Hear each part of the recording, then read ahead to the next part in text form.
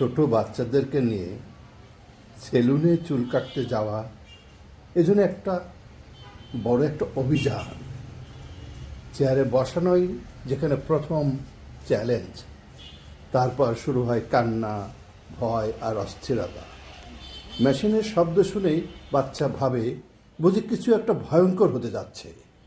কখনো মাথা নাড়ে, কখনো কাঁধ কুঁচকে ফেলে, আর নাপিতের কাঁচি তখন হয়ে যায় ধৈর্যের পরীক্ষা। মাঝে মাঝে ওই অভিভাবককে গল্প বলতে হয়, খেলনা দেখাতে হয়, কিংবা মোবাইলে কার্টুন চালাতে হয়, শুধু কয়েক মিনিট শান্ত রাখার জন্য। চুল কাটা শেষ হলে মনে হয় যেন একটা যুদ্ধ জয় হলো। তবু এই ছোট্ট বিড়ম্বনার ভেতরেই লুকিয়ে থাকে বড় হয়ে ওঠার গল্প। আজকের ভয় আগামী দিনের অভ্যাস হয়ে যায়। তাই ধৈর্য ধরুন, কারণ প্রতিটা চুল কাটাই একটি নতুন শেখার শুরু। আজকে যিনি চুল কাটছেন অবস্থাটা দেখুন।